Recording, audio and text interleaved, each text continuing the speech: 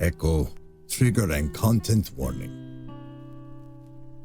Echo contains themes of an adult nature, including violence, torture, drug usage, and harsh language. Echo can be an emotionally intense experience and may not be for everyone.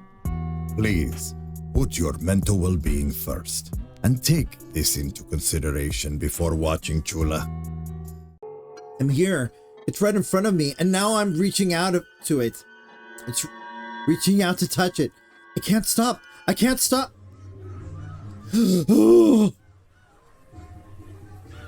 I jump, my head jerks up, and my eyes snap open, looking around wildly. It's like I came up from being underwater too long.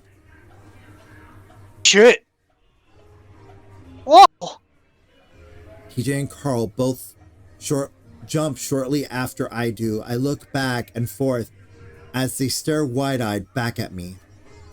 It takes me a second to realize I'm still at Southwest Adventures at the stage watching shows. Jesus fuck, dude. You alright? Carl! I lean toward and rub my face in my paws, trying to stop shaking. I'm fine. I'm fine. Just a really bad dream. I feel small upon my back as TJ rubs it. What about? I'm not really sure. Just a really dark place, and some things were in there. Huh. That does sound pretty creepy. What kinds of things? I think for a minute. The weird crawling thing, the screaming thing. I pull my head up, look towards the stage, which is empty right now. It doesn't matter. It was just a dream. Hey, what happened to the show? Carl chuckles next to me, leaning back again. You missed him, dude. We've seen like 3 shows. Yeah, they even had a segment with otters doing water tricks. We thought about waking you up for it, but you were in a really deep sleep. That's too bad. I always loved seeing my people laugh. That's too bad. I always loved seeing my people laughed after the swimming clowns that we are. How long has it been? Carl checks his phone, which he already has out. Been about 3 hours. Could probably get some lunch now. Damn, I've been out for a while.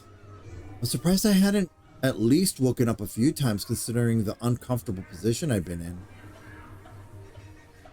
I guess you feel better then.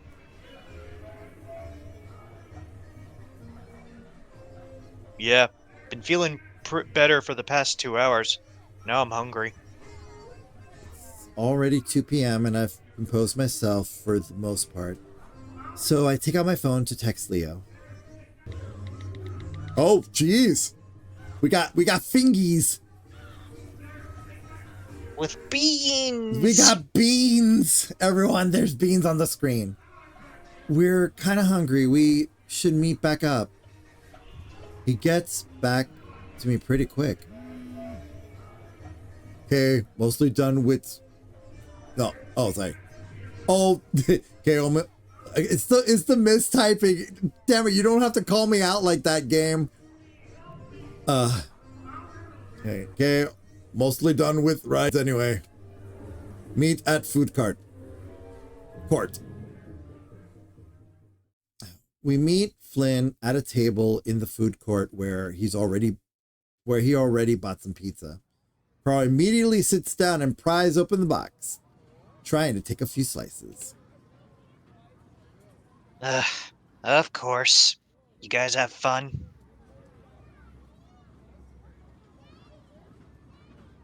It was alright. Watched a few shows about our state's species history. Chase took a nap. Flynn's eyes TJ, who doesn't say anything as he sits to take out his own slice of pizza. A bit more daintily than Carl had. Feeling better, Tej? Yeah, I'm fine. TJ nibbles on his slice of cheese pizza. Yum, yum, yum, yum, yum, Yeah. yum. Yeah, well, the pizza here is a hell of a lot scarier than any of the rides, so you're braver than I am. Where's Leo and Jenna? Flynn rolls his eyes and nods toward a row of carnival games to the right of the court. Fighting. They've been playing these games for a fucking half hour already. I'm not surprised. I grab my own slice of pizza in a napkin and make my way over there. Oh, yeah, sure, fine. I'll just be over here talking to myself. Pretty much. Keeping with the theme of the Old West, the carnival section of the park is decked out with fake saloons and brothels. I spot them pretty quick. Leo's holding a pink unicorn and Jenna's carrying a green dragon. They seem to be in a pretty good spirits, though Leo's grin is a little tight. Looks like a pretty successful haul, you guys. Hey, Chase. Jenna's grinning, looking a little smug as well. You guys finished? We're eating now. Leo shifts the giant unicorn around. Yeah, we're pretty much done, I think. Damn, Leo, you must have won something pretty hard to get that. Yeah, that was me. I look over at the green dragon Jenna's holding. But what about that? Yeah, I won that. I won this too. Oh, well, I'm sure you've won. I'm sure you won a couple. Actually... Yeah, I've beaten him at every game. Well, you're visiting. I wanted your memories on this vacation to be good. Obviously, it's getting to your head, though. Oh, please. Chase, you should have seen his face. Sour grapes the whole time. Oh, really? I would usually stay out of stuff like this. Leo always gets a little carried away when it came to competition, especially when I was around, but it was kind of funny seeing him act like this. Let's just get something. Let's just go eat. Wait, there's a high striker. Why don't we show Chase who's stronger, huh? Leo contemplates that for a second, but he's pretty confident about this one. He's literally almost the twice of size of Jenna. I don't think that's very fair to you, Jenna. I mean, he lets that sit, and honestly, I have to agree. Jenna, though, gets a little fox gleam in her eyes that I knew she thought she knew something we didn't. Afraid I'm gonna whoop your ex? No, woo your ex. Oh, woo your ex, sorry. I thought whoop, I thought it was whoop. I went a little too fast. Afraid I'm gonna woo your ex? Wow, Jenna's going all out. My muzzle flushes under the fur, but that only seems to decide things for Leo. A confident smile replaces a sheepish one from before. Oh, yeah? He flexes his shoulders and sticks out the stuffed unicorn to me. I stuff the last of the crust into my mouth and reach out to take it. Jenna does the same, and now I'm hugging two massive stuffed animals to my sides, tripling my girth. All right, let's do this. Step! Test your strength. $3, 3 tries. Ring the bell and win a prize. I'd like a try. Ah, we have a taker. Big, strong wolf like you would have no problem at all. $3, please. Leo hands over the money, and the carny hands him a mallet. Leo points at me with a grin. This one's for you, Chula. My heart skips a beat. He hasn't called me that in a while. But I decide to play along. Don't disappoint me, Leo. I really want that stuffed griffin. I point to the griffin on the carny's long shelf of toys. Sure thing. Leo spreads his leg and squares his shoulders before raising the hammer and bringing it down hard onto the rubber-looking pad. It's a pretty hard hit, but the chaser only raises up to the 40 mark. Almost, sir. Wolf, try again. Leo's brow furrows, and now I'm not so sure this was a good idea. He raises the mallet again and grunts as he brings it down even harder, because the contraption to... Blah, blah, blah, blah. He raises his mallet again and grunts as he brings it down even harder, causing the contraption to shake a little. This time, the chaser shoots up to the 70 mark. Even better this time. Put your into it. I can hear Leo growling a little as he raises the mallet a final time and brings it down with a snarl, all the muscles in his arms standing out. I'm pretty sure I feel the ground shake this time as the impact causes more than a few heads to turn. This time, the chaser only goes up to the 60 mark. Leo gapes at the game. So close. $3 more will get you 3 more tries. Would you like to try again? Nope, my turn. Jenna already has her money ready and hands it to the carny. Oh, sorry. A little battle between the sexes, eh?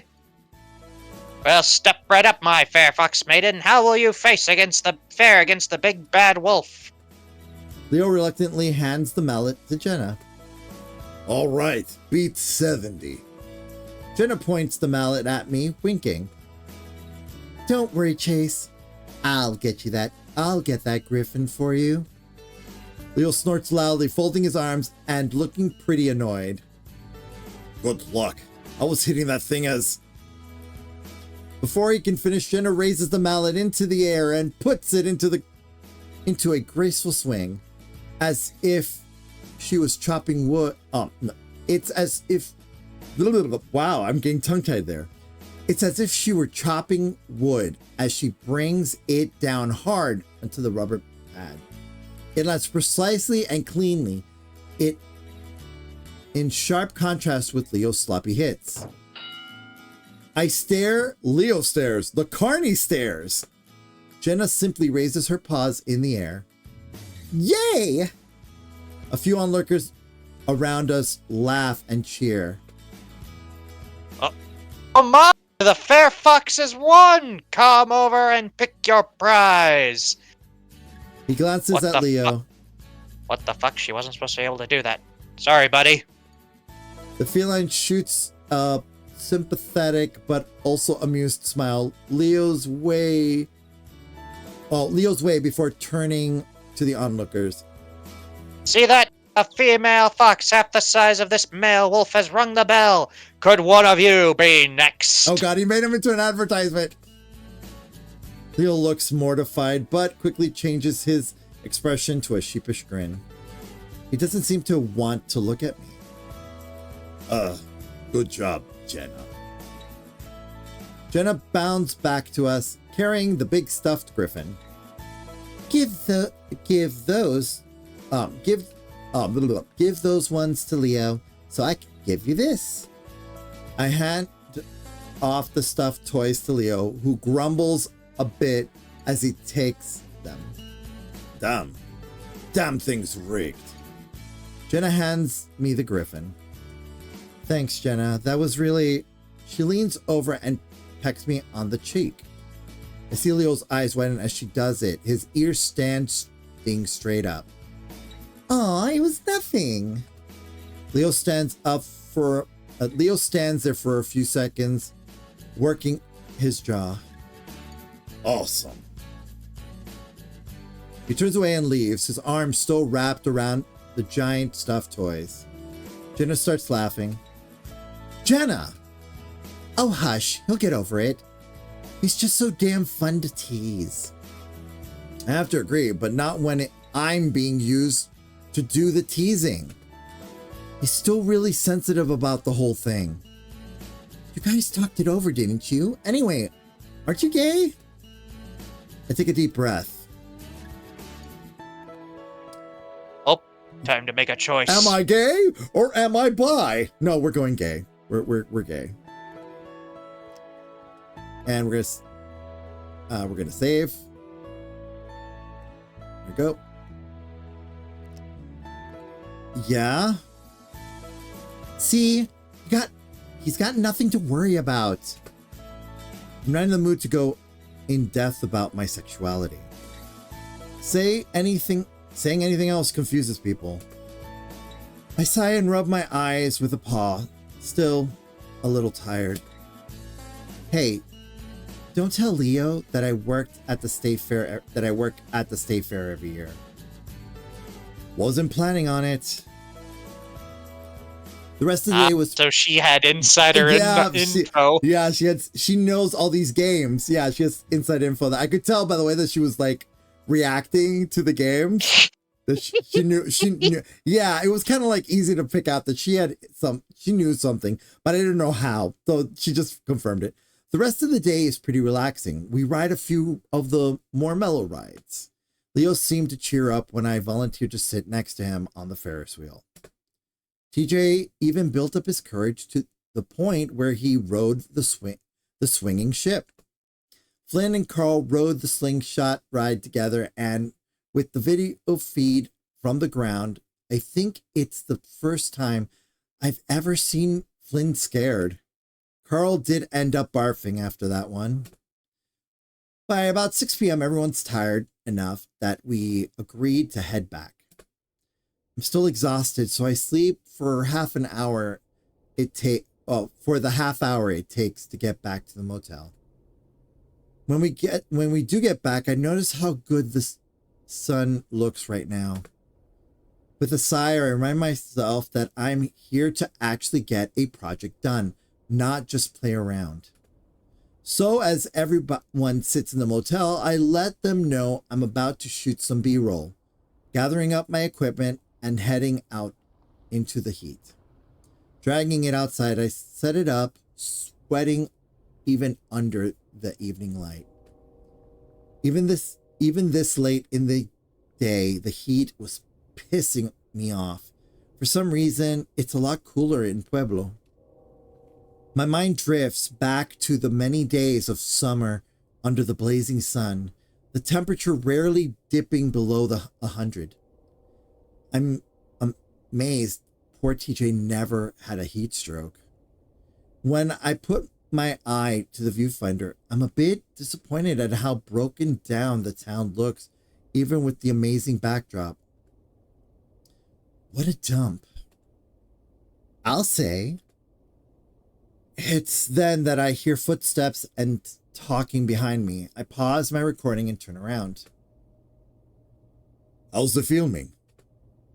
It's all right. Kind of ran out of sun, but it's okay. Echo looks like crap no matter what kind of light you shoot it in. Do you need us to keep quiet? Nah, I'm just shooting B-roll. Was about to come back in. Let's stay out here for a minute. Carl and Flynn are getting a little loud. Besides, so they fucking... I don't know. They're just that being was a loud. joke. Or they're arguing, but anyway. I was making a joke, but yeah, they're probably arguing. Yeah. Besides, I want to talk to you two. He wraps an arm around Jenna and reaches out the other to pull me in so that we're both flanking him. I feel my shoulder press into the warm bulk of his side and chest.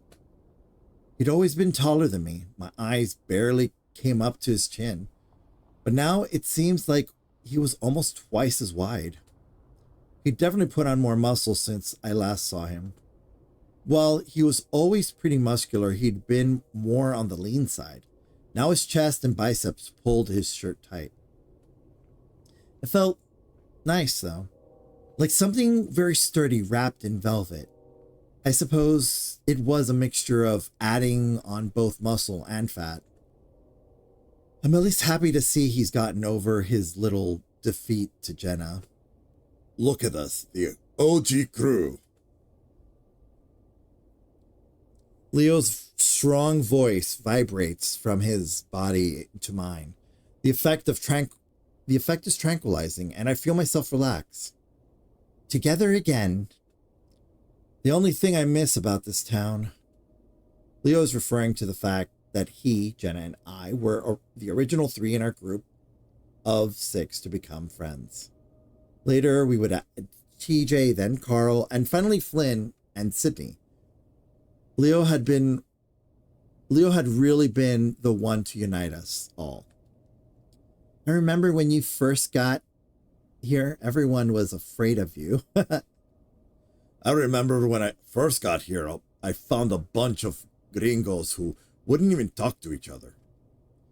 We all went to the same schools in Peyton and had our different friends there. When Leo moved in, he thought it was strange that the kids in Echo didn't hang out together.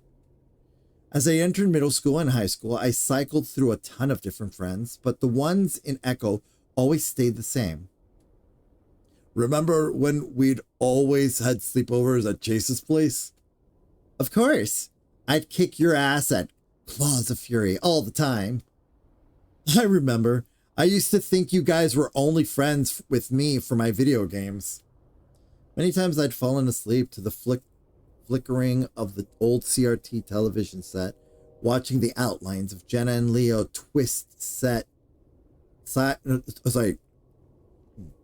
Many times I'd fallen asleep to the flickering of the old CRT television set, watching the outlines of Jenna and Leo twist side to side as they played. I would wake up hours later to find them still playing. It was weird. Jenna and Leo get along really well, but there is a bit of a competitive streak between the two. Actually, it's one of the few things that gets Leo genuinely angry. I think he even broke one of my controllers once. How long has it been since we first met? Well, when did you move in? I think it was in 2000. So take 2015 and subtract 2000. What does that leave you with, Leo? Oh, sorry. So take 2015 and subtract 2000. What does that leave you with, Leo? Leo looks sideways at me and smirks.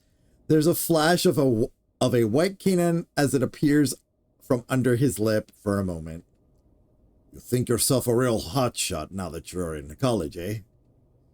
I smirk back, though I know my canines aren't as impressive. Pretty much, yeah. Well, you'll always be those little brats to me. I feel Leo wagging tail swat me in the butt. I'm not really sure how I feel about that. Speaking of which, are you two getting along over there? Jenna looks at me around Leo's broad chest. Yeah, sort of. Yeah, we hadn't had many chances to hang out. Eh? Why not? Well, it's college. It's also a pretty large university. I don't even think we've ever seen each other in passing. Yeah, things are different, but Jenna, we should do something together soon, before you graduate. Definitely. Leo still looks a little disappointed that me and Jenna aren't keeping up at the university, but I don't know why. She had her friends, I had mine, and we did talk sometimes. Jenna nudges into Leo, causing us all to sway. And speaking of that, when are you going back to Mesa? Mesa is the community college in Peyton. Leo went there for a few semesters before taking a break. And by break, I mean he quit. Well, see, I have to talk to my parents. It's just starting to get really busy. Why don't they hire more people? You know, you would have graduated by now. You would have had your master's by now. Leo sighs. It's about committing to the family business, not the help he needs.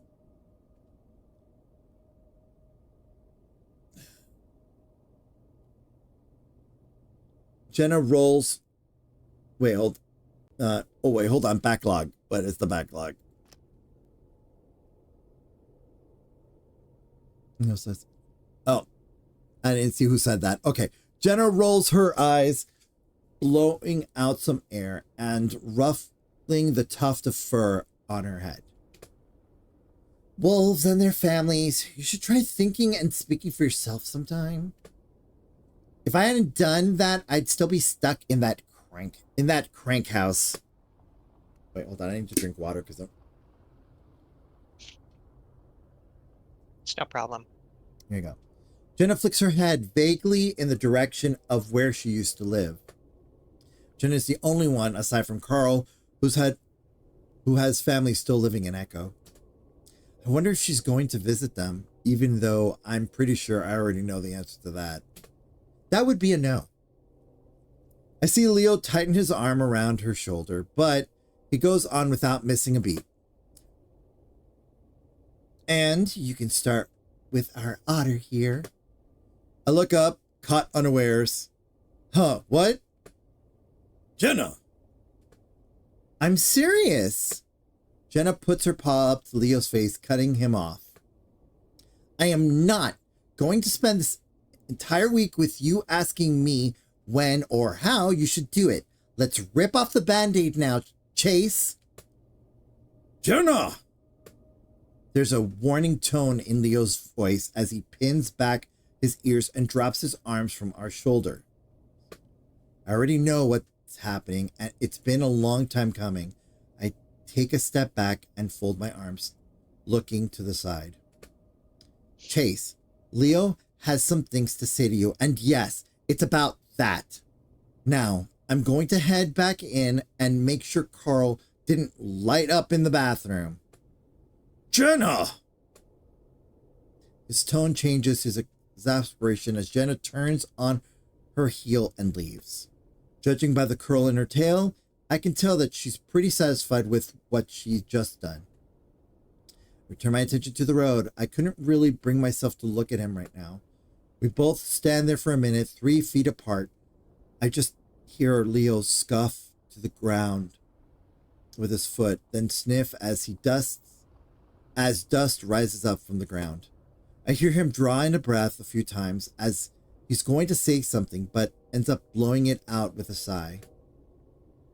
We were never good at this, probably why it ended up failing like it did. Leo? I'm sorry, Chase. For what? Not talking to you about this when I should have. Talking to Jenna about it when I should have been talking to you.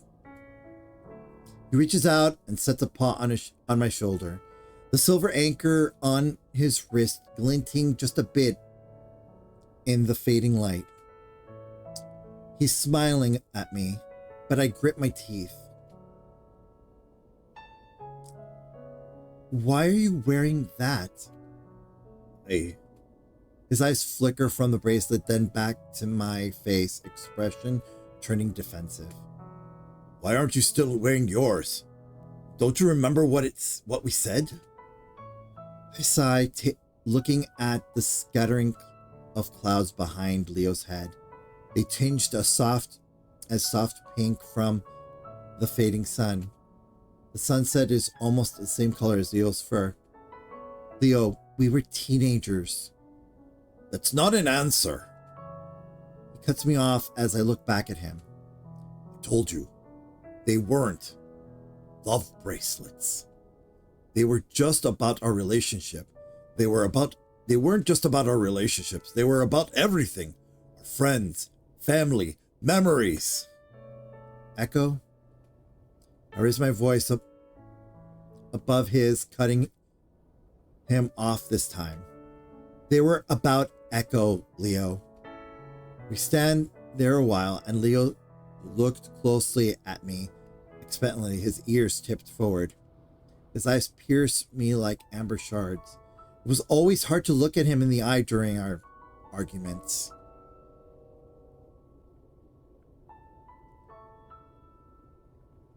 What do I have to... What? Do I have to say it? Alright, fine. I fucking hate this place. Everything about it. It's the most miserable goddamn place I've ever been. How many places have you been? Enough to know that it's miserable. Most everyone here's old, obese, on welfare. Half of them are probably on meth. Leo pulls in a deep breath and blows it over my head. I I can smell the bell peppers on his breath. No one likes it here, Chase. I mean, it was an anchor. It was an anchor. I'm half laughing. Just looking at it made me feel like I was tied to this town. I didn't need it reminding me of all that awful stuff. I know it was supposed to symbolize our being each other's rocks or whatever, but it stands for a lot more than that. But a lot of good things happened here too. No one should forget where they came from. Sometimes I wish I could. At this point, Leo's deflated a bit, going into a slouch, his ears lowered. Wait, you said was. You didn't get rid? No, I still have it. It's just in a drawer in my dorm room. Honestly, if it was anything else, like one of those infinity bracelets we saw, I wouldn't have trouble wearing it. Well, fuck, why didn't you say anything when we were buying them? I didn't know it was gonna be a problem. Leo takes a deep breath again before blowing it out, puffing out of his cheeks this time. Puchica, otter. But he puts a paw to his eyes and holds it there for a few seconds. It's a pose I'm pretty familiar with. Even though I haven't seen it in a few years, I'm hit with a wave of memories, mostly of me frustrating or embarrassing Leo somehow. We decided on the anchors mostly because they looked pretty. Leo had referenced some wolf metaphor about roots and how we're always drawn back to them. Also some bullshit about how otters were great sailors, but really, it was just an aesthetic. For some reason, over the years, I'd begun to associate the anchor with being stuck in Echo. It was when I started connecting the anchor to Sydney that I'd taken it off. It was too much. Anyway, Leo brings me back to the present and I focus back on him. What I was trying to say is that I'm still not okay with how you left. Leo, I said I was sorry and I still am. Or how you stopped talking to me for a while. I was a kid. I thought I had a good tactic. Like Jenna said, rip off the band-aid, you know? We did start talking again. It was more like you punching me in the gut, then kicking me in the balls. The problem was that you didn't even give me a chance to say anything, or at least tell me why before you broke it off. Stay silent for a while, then finally look up, suddenly setting my jaw. Like I said, I was young and dumb. I didn't know how to handle it. I could keep apologizing or we can move on and make the most of this. We only have 1 week and I want to have fun. Leo looks to the side, paws on hips as if contemplating, then looks back at me with a smile. All right, fine. But don't think you're off the hook. I still want to talk soon. Soon? Just not right now. I stand there awkwardly for a few moments. Then, because it feels appropriate, I step in to give him a hug. He takes it willingly and it's warm. He's warm and strong. For a moment, I wonder why the hell I dumped this guy. Just then, someone lays on a horn as they drive past us, pulling me out of my reverie. Okay, we're not gonna say that. We're just gonna say, Jay! Gah! I lean back so I can watch the car speed down the empty road. Leo keeps holding me through, though He keeps holding me though, and he just chuckles. Echo hasn't changed much, has it? No, it hasn't. As we're saying our goodbyes, I remind Leo about the shots I need of the lake. He says he'll talk to the others about two. Wow. I can't talk words. Okay. He says he'll talk to the other two about it after they leave. We say our goodbyes before Leo, Carl, and Flynn take off. TJ takes his usual 4 hours. Usually TJ takes his usual hour getting ready for bed while Jenna does some schoolwork. By the time I'm finished brushing my teeth, I'm grateful to see them both in bed. I get under the covers next to TJ and lay there for about an hour, staring at the ceiling. Slowly, I slide out from under the covers, careful not to wake TJ. Quietly, I slip in my jeans and grab my jacket before heading out the door. Hey there, rookies! Thanks for watching this week's episode of Terrified Tuesday. If you liked what you saw, please like, comment, and subscribe, as it does help out the channel. To catch up on previous episodes on this series, please check out the playlist over here, or to watch the previous episode by clicking over here. And remember that today's adventure may have ended, but your story continues. Until next time.